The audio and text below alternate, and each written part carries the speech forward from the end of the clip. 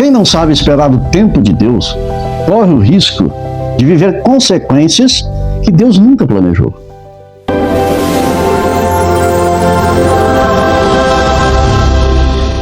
A paz do Senhor, queridos irmãos, chegamos agora na lição 3 desse segundo trimestre, e ela está sobre o título A Impaciência da Espera do Cumprimento da Promessa. Ela é do dia 19 de abril de 2026.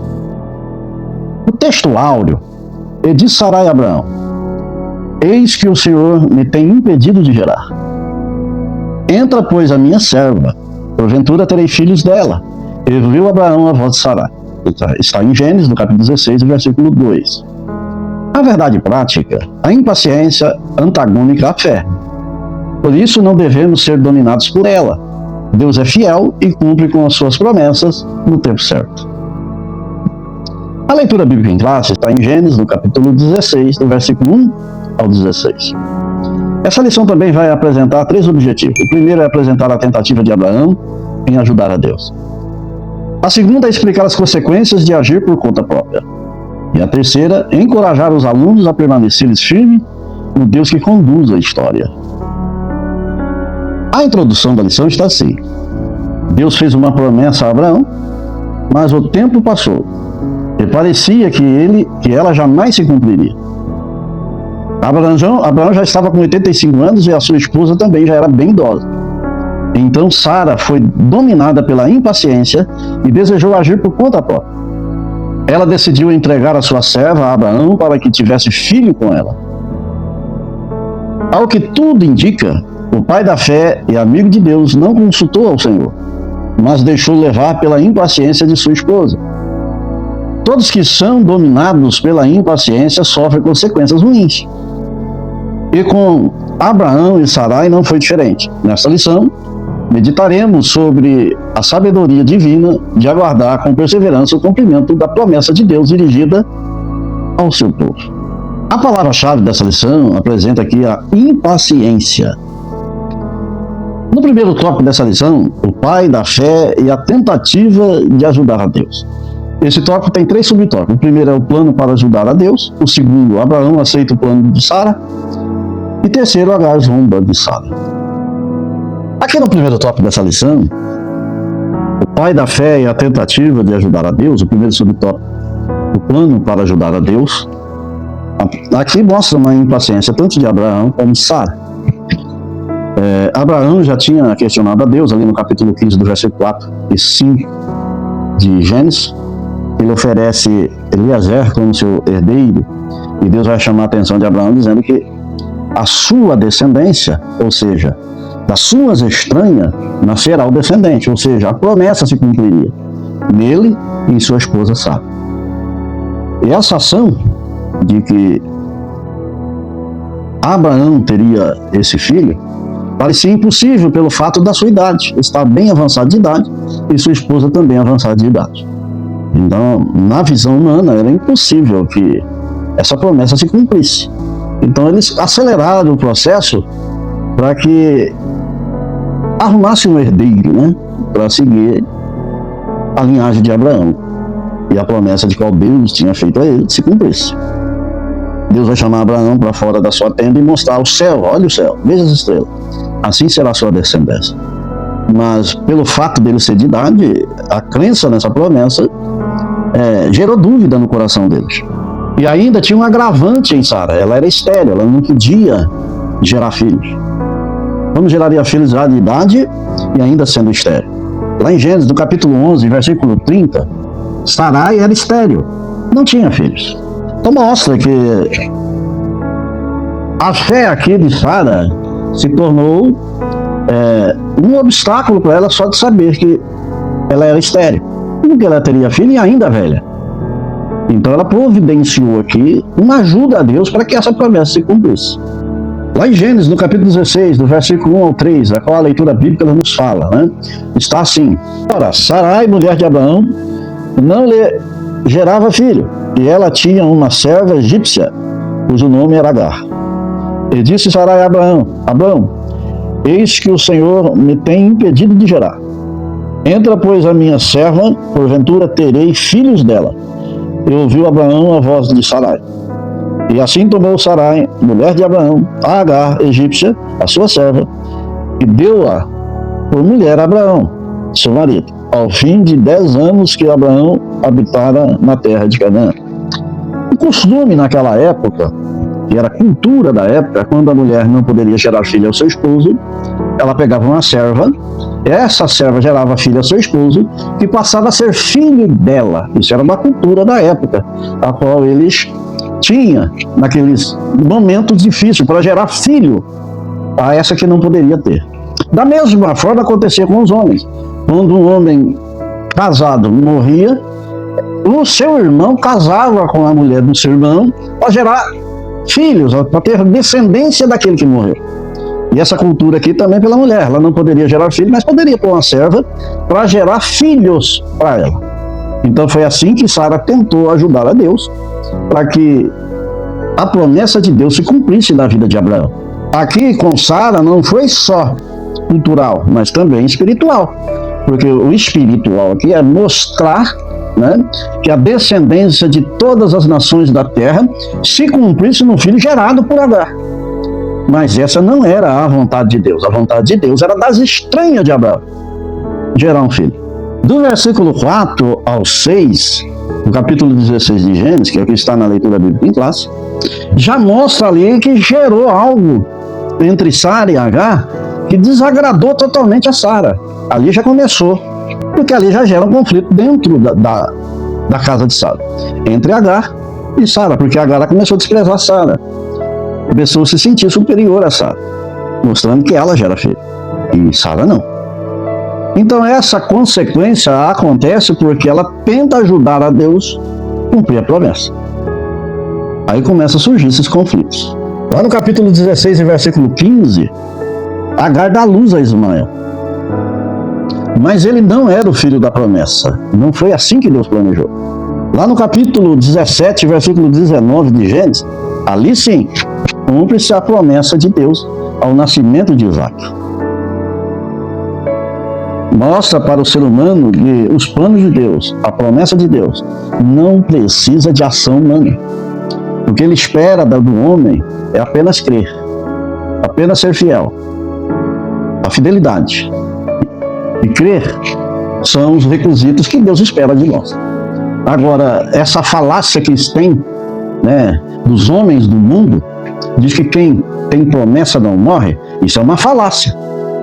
Isso não é palavra de Deus. Porque morre sim.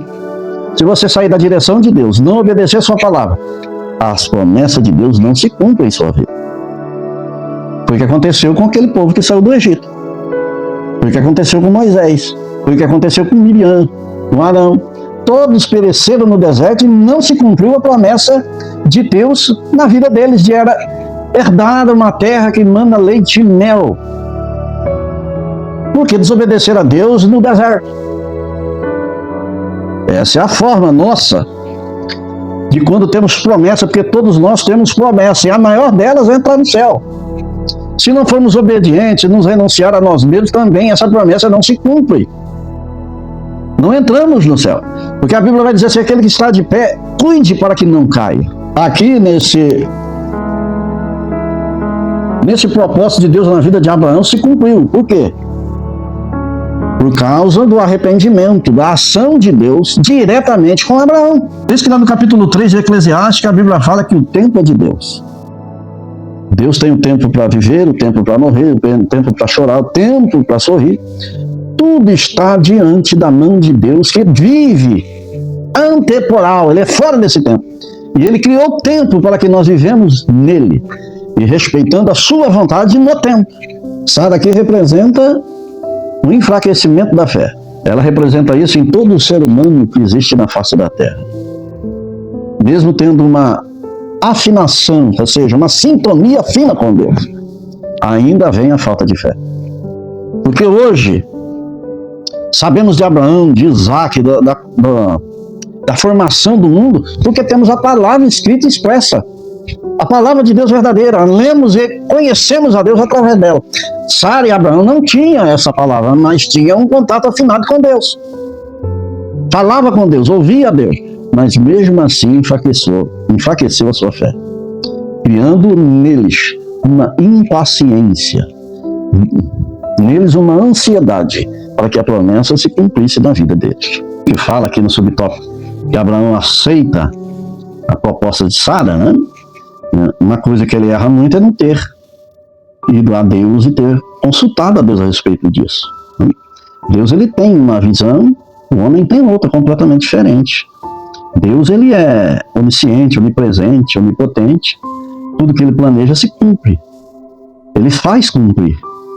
Não importa a situação, porque as promessas de Deus é incondicional. Existe uma condição exata para que a sua promessa se cumpra. Se por acaso eu estiver dentro de uma promessa e eu sair fora dessa promessa, Deus levanta a outra e coloca no meu lugar para que a sua promessa se cumpra. Não depende do homem, depende unicamente de Deus. E Abraão aqui, ele vai aceitar o plano de Sara para que se cumprisse uma promessa a qual não é a vontade de Deus. Deus tinha levantado em seus planos a Isaac, não a Ismael. O apóstolo Paulo, nas cartas paulinas, vai falar a respeito do filho da escrava e do filho da promessa. E todos aqueles que se chegam a Deus é filho da promessa. É o que faz parte das estrelas do céu. É o que faz parte de todas as nações da terra. Porque esse é o plano de Deus. Ali no capítulo 16, no versículo 3, mostra que Abraão ouve os planos de Sara e aceita. Tanto é que dorme, que deita, cobita com Agar. E nasce ali Ismael desse plano de facilitar para Deus cumprir a promessa. Depois disso, gera-se conflitos dentro do lar de Abraão. Vários conflitos por ter ouvido a sua esposa Sara e ter aceitado o plano. Ou seja, a ideia partiu de Sara. Mas Abraão concordou e participou dessa decisão. Tanto ela como ele são culpados de ter tentado ajudar a Deus. Por isso que é importante as nossas decisões. Tem bem-aventurados os pobres de espírito, porque esse herdarão o reino dos céus. Jesus cita esse bem-aventurado, né? Aqui mostra que o pobre de espírito, o humilde de espírito, a tendência dele é nunca tomar decisão sem a direção de Deus. Porque ele é tão pobre, tão humilde, que só vai obedecer aquilo que Deus fala. Ele vê que o seu ser, o seu espírito não consegue decidir nada. Porque tudo vai ter um ponto de interrogação. Será que vai dar certo? Mas quando você toma a direção de Deus ouvindo a sua voz, a decisão é certa. E os planos de Deus se realizam na sua vida e na minha. Porque o fato de nós nos considerarmos já é pecado diante de Deus. Porque Deus sabe o final de todas as coisas. Ele é onipresente. A Bíblia foi escrita, planejada desde Gênesis a Apocalipse, mostrando todas as coisas e mostrando o final. E a Bíblia diz que todos nós estaremos com eles para todo sempre. Então aqui, o pai Abraão, ele se une à sua esposa e comete esse equívoco e gera conflito para dentro de casa, entre Agar e Sara. Você vê que esse conflito na Bíblia já é desde o Jardim do Éden, quando Adão ouve a Eva. Gerou ali um pecado, e esse pecado se chama pecado original, da qual nós vivemos ele nos dias de hoje. Por quê? Por tomar uma decisão sem consultar a Deus. Apesar de que Deus já tinha alertado sobre isso, mas mesmo assim, a decisão está em nós, a escolha está em nós.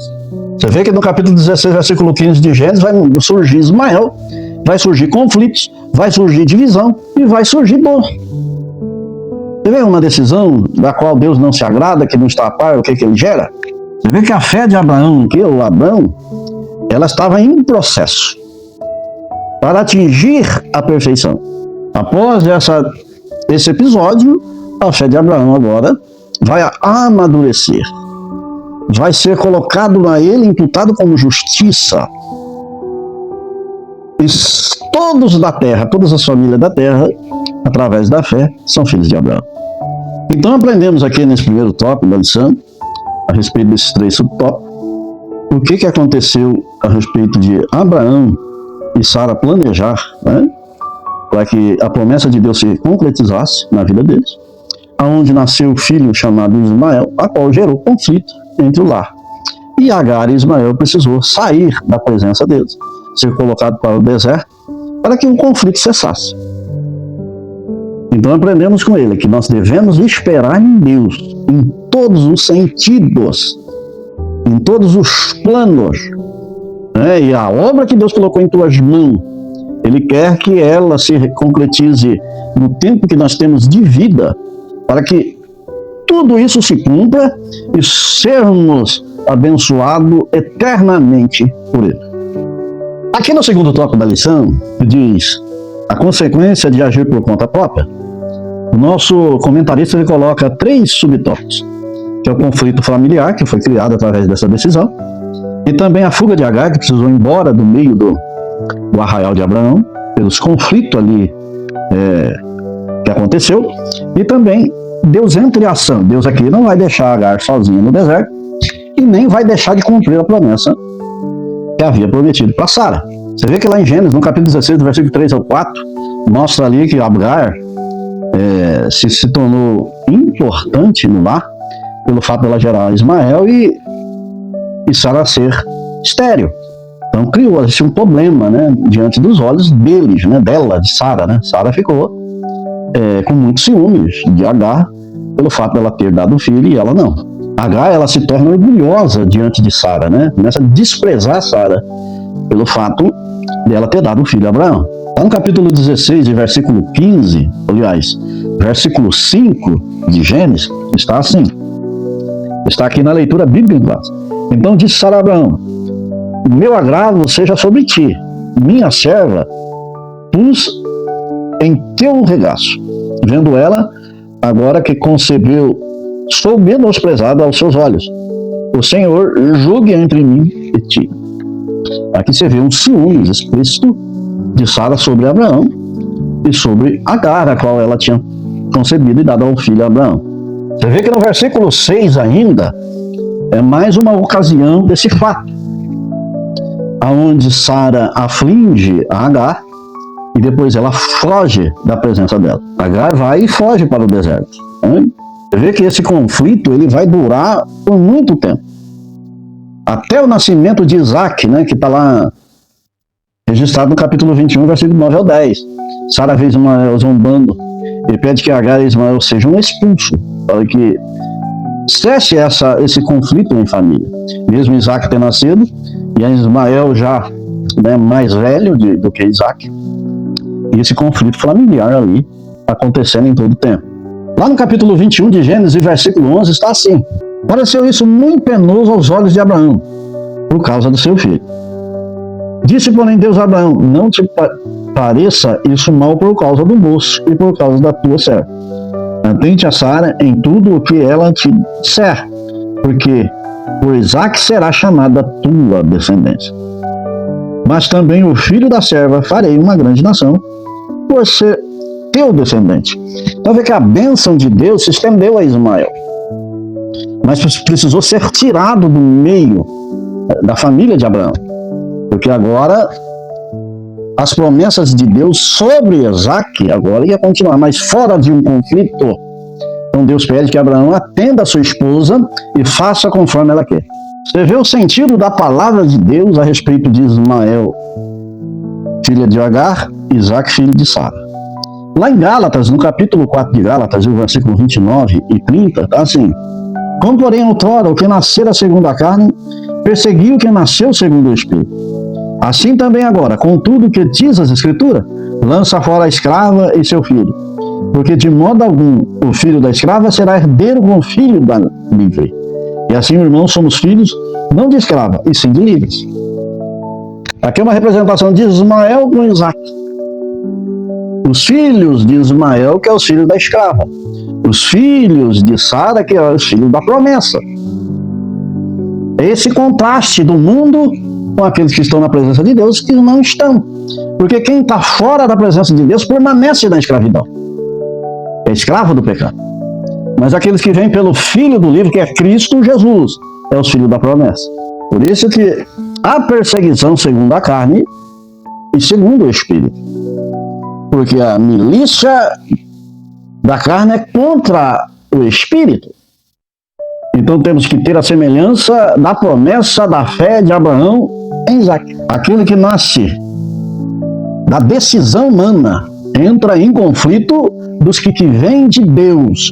Por isso que a Bíblia vai dizer assim, que o primeiro alma vivente foi feito, o primeiro Adão foi feito alma vivente, o segundo Adão, espírito vivificante. Por isso que o filho da desobediência, ou o filho da escrava, vai gerar em nós ciúmes, competições, acusações, divisões. Agora, quando esperamos em Deus, na sua promessa se cumprir em nós, gera paz, ordem, fé, gera o fruto do Espírito em nosso coração. Lá em Tiago, no capítulo 3, versículo 16, está assim: pois onde há inveja e sentimento faccioso, aí há confusão e toda espécie de coisas ruins.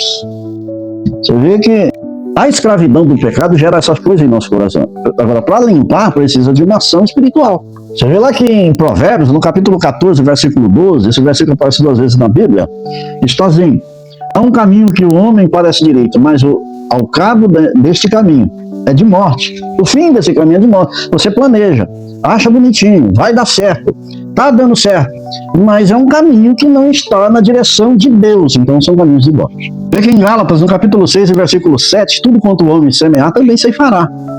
Então você vê que a ação do homem tem que ser direcionada por Deus. Se não for direcionada por Deus, pelos planos de Deus, pelas promessas de Deus, o seu fim é fim de dor, não de alegria.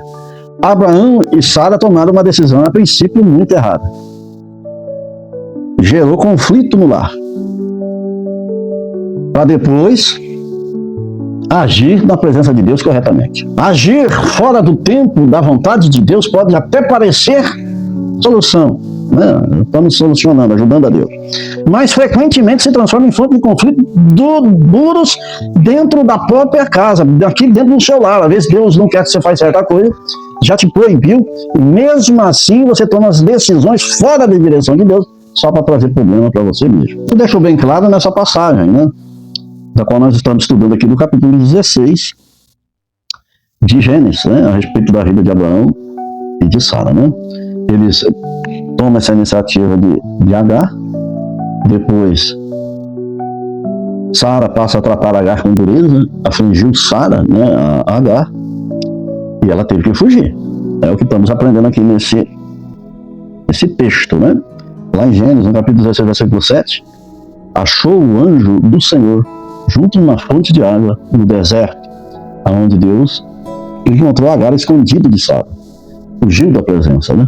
Você vê que Deus conhece todas as coisas, está presente em cada ato nosso, o que decidimos, o que fazemos, tanto que o anjo do Senhor encontrou Sara, encontrou Agar junto a um poço de águas, né?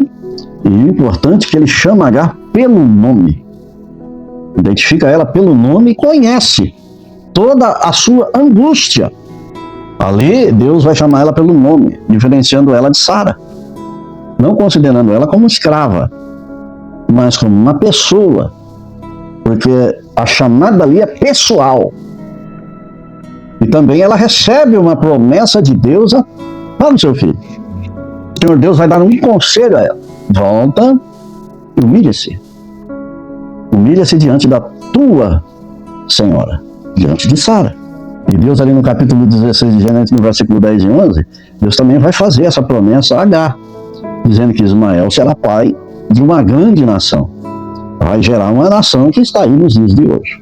Você vê que lá em 2 Timóteo, capítulo 2, versículo 13, ali Deus fala da seguinte forma, ele diz assim, ó: se somos infiéis, ele permanece fiel, pois de maneira nenhuma pode negar-se a si mesmo. Deus fez a promessa.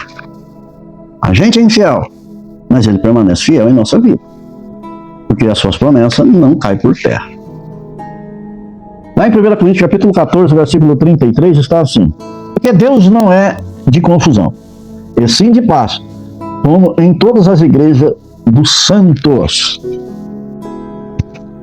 Então Deus, ele não confunde e não traz confusão, mas ele traz alegria, paz, e as suas promessas são realizadas na sua palavra.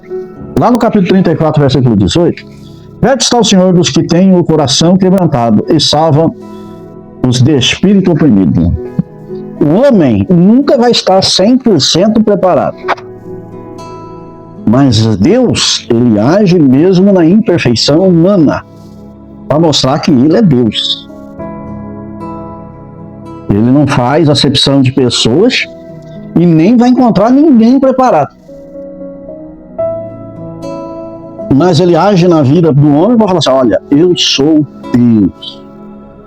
Se você vê a angústia dos homens que está registrado na Bíblia, vendo sempre o escape de Deus em suas vidas para livrá-los. Por isso que a Bíblia diz assim, Salmista Davi no capítulo 51, versículo 11, não me repulse da tua presença, nem retires o teu Espírito Santo. Restitui-me a alegria da tua salvação e sustenta-me com o teu espírito voluntário. Você vê que o homem sempre, em seu erro, em sua dificuldade, em sua angústia, suplica a Deus e Deus responde. Você vê que na história de Abraão, Sara e Agar, o homem tentou resolver a promessa. O que aconteceu? Gerou conflito. Agar fugiu, gerou deserto. Deus entrou em ação, gerou encontro, direção e promessa, mesmo dentro desses contextos da história. Mesmo assim, Deus cumpriu a sua promessa. O importante é nós estarmos na presença de Deus, mesmo com as nossas falhas, porque nunca estaremos preparados. A Bíblia fala lá no capítulo 4, versículo 8 de 1 Pedro, acima de tudo, porém, tende amor intenso um para com os outros, porque o amor cobre multidões de pecados. Então você vê que ninguém vai estar livre do pecado ou da dificuldade, mas o que gera em nosso coração é um sentimento do qual aprendemos com Deus, que é o seu atributo comunicável, que é o amor. Se temos esse amor, estamos com reserva, e Deus cumpre os seus propósitos em nossa vida. O terceiro e último tópico dessa lição, o Deus que conduz a história. Também tem 3 subtópicos. O primeiro é o Deus que ouve e vê, está atento em todo o tempo. O segundo, tudo conforme a sua soberana vontade. Então tudo tem que estar alinhado com a vontade de Deus. Por isso que lá em Romanos, no capítulo 12, versículo 2, temos que aprender qual é a boa, agradável e perfeita vontade de Deus. Entrando por essa linha de pensamento, a gente vai ter uma vida aliviada e mais presente de Deus em nossa vida. E o terceiro, o cuidado de Deus em todo o tempo. Deus não falha. Deus é o que vigia. Por isso que diz assim, Deus não vigia.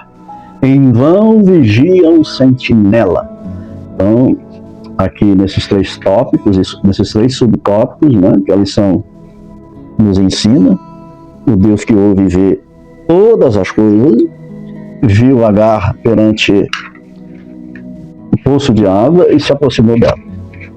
E deu para ela esperança, né? Colocou ela na história. Deus colocou Agar e Ismael na história das nações, né? De todas as coisas, porque Ismael era filho de Abraão, filho do pai da fé. Que o choro move o coração de Deus, né? Você vê que Agar vai reconhecer a Deus e ver as suas aflições, ver a sua rejeição, rejeitada diante da família de Abraão.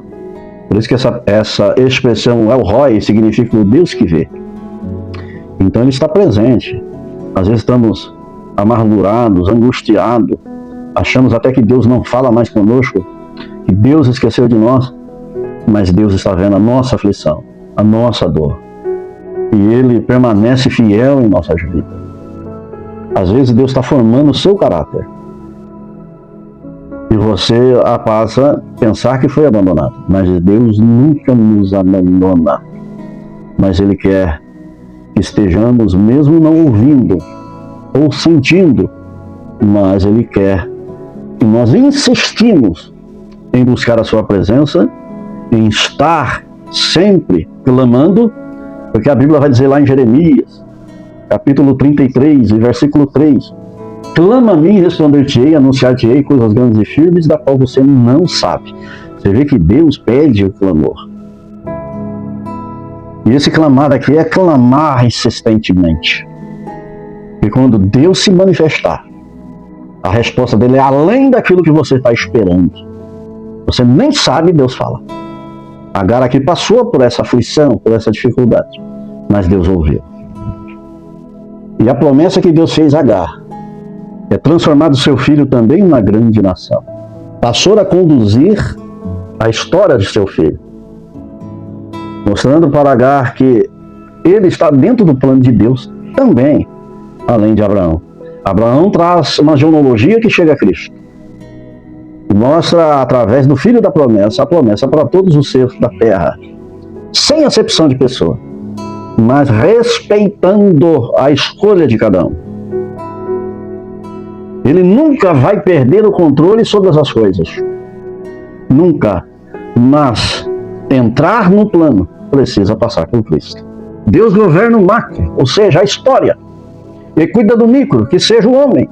Então todos eles passam por essa vontade de Deus, comandando o mundo, o globo terrestre, mas individualmente em cada coração humano, tratando diretamente no particular de cada ser humano da terra. Ele abre a porta e quer que todos passem por ela. Cada um tem uma natureza, e essa natureza precisa ser renunciada diante desse Deus Todo-Poderoso. E Ele vai criar em mim e em você um coração puro, um coração reto, porque essa é a sua vontade. E na vida de Ismael e de Agar, Deus tratou de perto. Lá em Êxodo, no capítulo 3, versículo 7, tenho visto a aflição do meu povo. Deus ouve o clamor de cada um. Depois prepara o livramento para que nós descansamos nele. Lá em Salmo, no capítulo 34, versículo 15, os ouvidos do Senhor estão atentos ao seu clamor e Deus age. Salmo 37, 5. Entrega o teu caminho ao Senhor, confia nele e ele tudo fará. Porque quem escreve a história é Deus. Se você colocar na mão dele para que ele dirija a sua vida, ele vai escrever uma história de sucesso para a sua vida. Não existe homem ou mulher invisível na terra aos olhar do céu. Deus fita em você os seus olhos. E todos nós temos um particular com Deus. O que eu tenho entre eu e Deus é meu. O que você tem entre você e Deus é seu. Nós não entramos em igualdade de plano de Deus. A única igualdade que tem é que seremos salvos. Agora, o particular, o plano, a promessa, é um particular seu com Deus. Por isso que o salmista Davi, quando vai escrever os Salmos 23, ele vai dizer assim: o Senhor é meu pastor. Ele está falando ali no singular. Está falando para ele. E ele sabe que de nada terá falta. E todo caminho que ele percorrer na terra, ou seja, entre sombras e arvoredos, ele sabe que Deus está com ele. Então aqui todos nós temos um particular, a qual Deus vai escrever histórias de cada um, segundo a sua vontade. Tudo conforme a soberana vontade de Deus, né? É o que estamos falando também aqui. E a vontade de Deus não significa em nossa vida que tudo está sendo aprovado por Deus. Porque muitas vezes a gente toma decisões da qual não é que Deus mandou você tomar. A Bíblia nos ensina a esperar em Deus. Às vezes, se esperar em Deus, cria em nós ansiedades e impaciências por estar esperando em Deus e nunca acontece. Tem um hino que fala que Deus tarda, mas não falha. Mas eu digo a vocês que Deus não tarda e nem falha. Porque nem sempre estamos preparados para que a promessa se cumpra em nossa vida. Então precisamos ter o tempo de Deus, a hora de Deus e o propósito de Deus para que se cumpra. Às vezes demora, às vezes é imediato. Dependendo muito daquele compromisso ou daquela afinação, sintonia fina com Deus. Lá em Isaías, no capítulo 46, o versículo de 9 ao 10, está assim: lembro das coisas passadas, antiguidade, que eu sou Deus, e não há outro, eu sou Deus, e não há outro semelhante a mim, que desde o princípio anuncio o que há de acontecer desde a antiguidade. As coisas que ainda não sucederam, que digo, o meu conselho permanecerá de pé, farei todas a minha vontade. Veja aí, que tudo está no controle de Deus desde a antiguidade, que não há outro Deus a não ser Deus o Todo-Poderoso. Então, sabendo que as coisas estão patentes aos seus olhos, e a sua vontade, temos que alinhar também esse pensamento em nós, que é Deus que dirige a nossa vida. Então ele sabe o futuro, sabe o passado.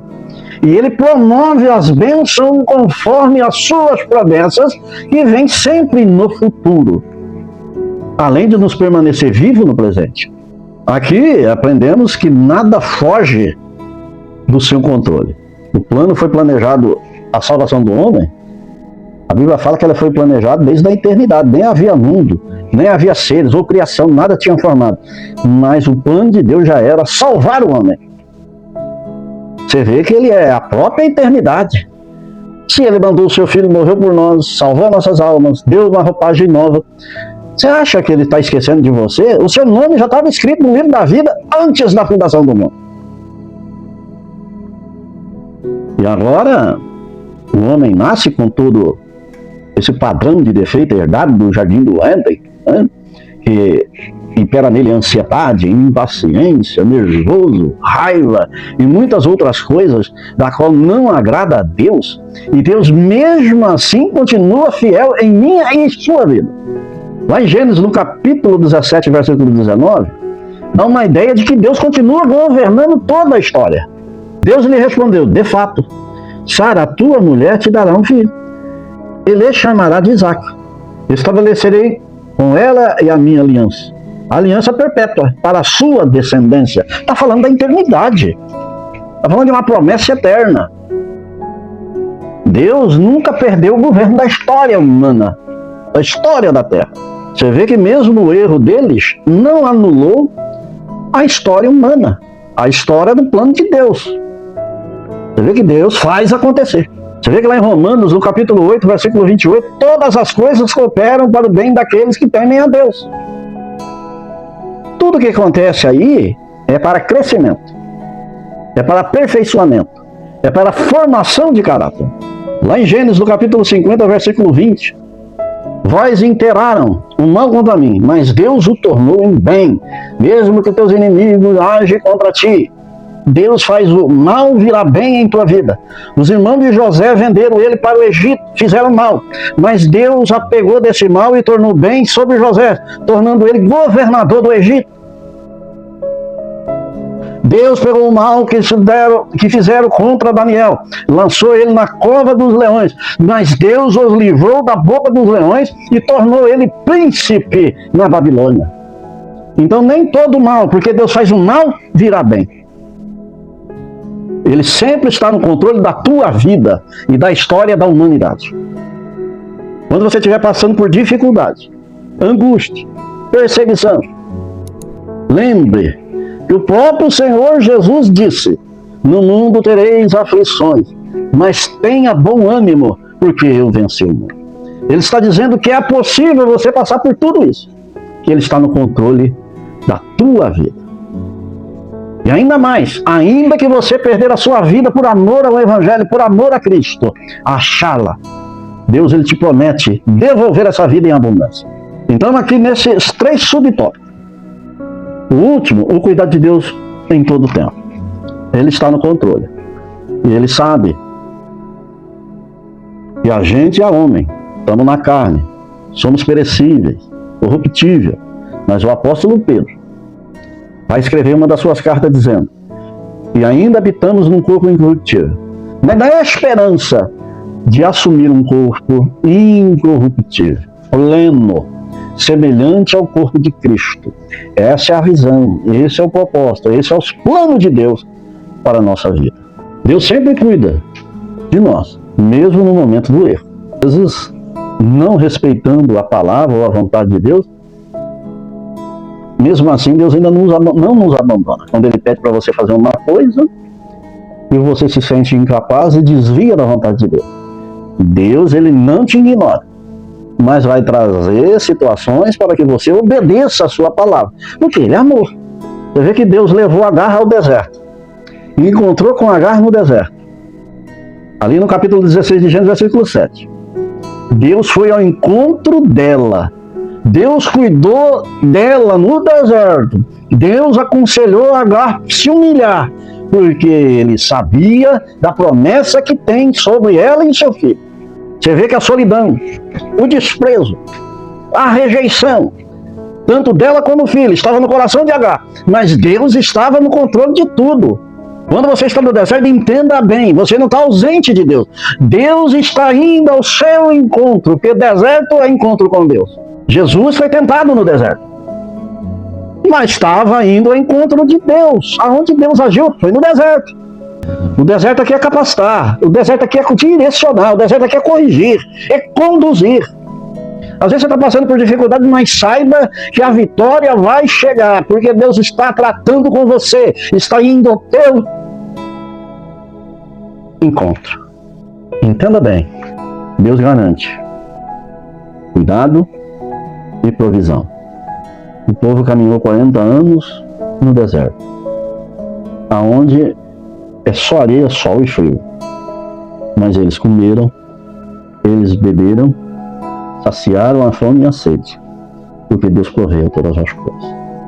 Não deixou eles caminhar desesperançosos, mas com uma esperança viva no coração de cada um. Deus abriu os olhos de Agar e mostrou um poço, para que eles pudessem saciar a sua sede e sobrevivessem. Porque Deus ouve, Deus provê e Deus intervém. Esse cuidado de Deus não é só para ela, mas é para todos nós. Vivemos agora em tempos difíceis, pelo fato de quererem mudar a palavra de Deus. Por isso, plantar ela em nosso coração, para não perder o foco da salvação de nossas almas. Ali no Salmo 34, versículo 15, seus ouvidos estão atentos ao nosso clamor, nos ouvem em todo o tempo. Salmo 33, versículo 18, os olhos do Senhor estão sobre os que o temem, Deus ouve. Essa lição traz um entendimento maravilhoso. Esse conflito na casa de Abraão e mostra o cuidado de Deus em todo o tempo, tanto para Abraão, como pela sua promessa e pela vida de Sara. Lá em Salmo capítulo 55, versículo 22. Confia os teus cuidados ao Senhor, e Ele te sustentará. Jamais permitirá que o justo seja abalado. Olha o cuidado de Deus. A nossa história, ela não é perfeita, porque somos falhos em todo o tempo. Deus não depende de nossa história. Ele cria uma história nova sobre nossas vidas. No erro, Deus ainda cuida.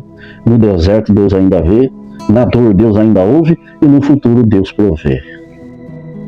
Essa lição nos ensina muito a respeito do patriarca Abraão, né? E no começo da sua história, passou por muitas dificuldades, mas Deus fez cumprir todas as coisas. Que Deus abençoe os irmãos. Na conclusão da lição, os anos passam e Abraão e a sua esposa ficaram impacientes pela demora do cumprimento da promessa de Deus. Sara, olhando para a sua esterilidade, acreditou que poderia ajudar a Deus em sugerir que seu esposo tomasse sua serva Agar, uma egípcia, a fim de ter filhos com ela. Mesmo sendo um homem de fé, Abraão aceitou participar do plano de sua esposa. E o plano humano deu certo. Abraão uniu-se a Agar e tiveram um filho, Ismael. Vimos que a consequência não tardaram e não foram boas. Essa parte da história de Abraão é marcada por erros. O patriarca e sua esposa e sua serva erram, pois Deus não precisa de atalhos ou de ajuda humana para que os seus planos se cumpram. Ele é o Senhor que governa a história, como afirmou o profeta Isaías. Ainda antes que houvesse dia, eu sou. Ninguém há que possa fazer escapar das minhas mãos.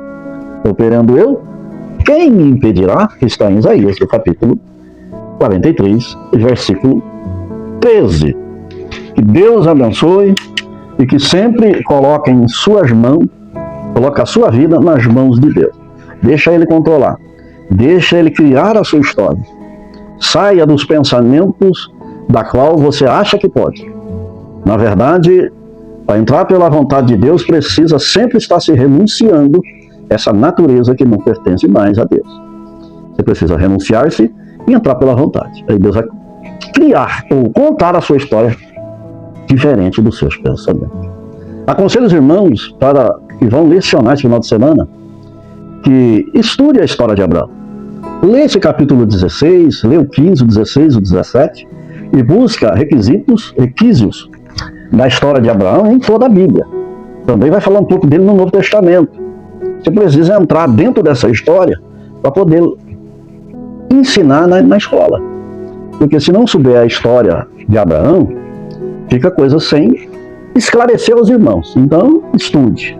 Procure aprender a respeito da história de Abraão. E Deus abençoe. Vamos orar a Deus. Senhor nosso Deus, obrigado, Jesus, por essa aula da qual Tu tem revelado ao nosso coração.